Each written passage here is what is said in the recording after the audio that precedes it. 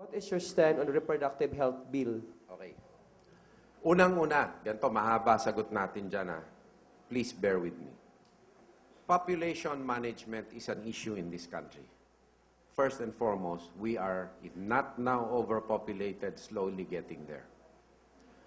It is not merely a question of lack of opportunities or resources or hungry children, but now, most specifically now, after last 2 years, culminating in Ondoy, Pepeng, Ramil, and Santi, because of the effects of climate change on us, because of the fact that we are a volcanic archipelago, because of the fact that we are situated in the intertropical convergence zone areas where there are several climatic factors, hazardous areas, which is defined as areas vulnerable to natural calamities, have grown.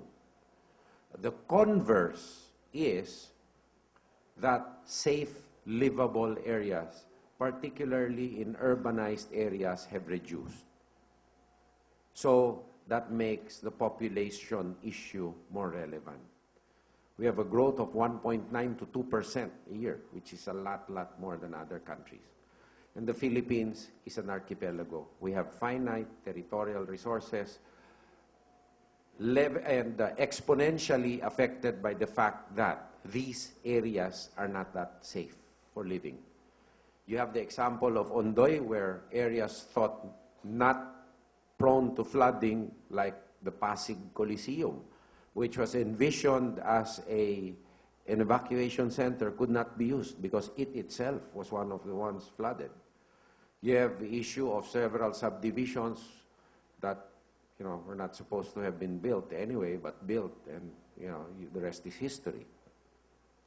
In Bicol, you have a very safe barangay, small population, but half a mountain fell down on it, and the population is now reduced by 3/4, unfortunately, and very tragically.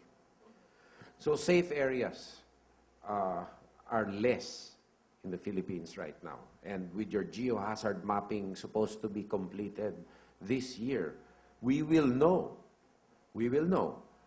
using a certain year as a base year, this may have changed, which areas are safe and unsafe for living. Okay. Of course, the whole area around Mayon Volcano alone is another example. Now, the problem is that's why I said, once again, a moral debate sometimes is very difficult when we get to the proper means to address the problem. The RH bill is dead. It will never pass. And the more we talk about the RH bill, the debate is centered on whether government is the right entity to influence a moral decision. And you know what happens. The debate is centered on that, yet the problem continues to fester unabated. Because we're stuck with addressing the fundamental threshold question for the RH bill, not for the problem, which is the proper guardian of morality, the government or our religious or moral guardians.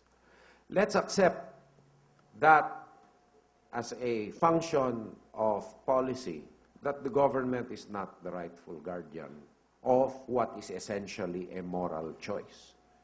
Moral choice, whether to have or not children by a couple, and what means to use to address the question between them, amongst them. Let's accept the government is not the proper guardian. But does the debate stop there? No. There is a consequent obligation.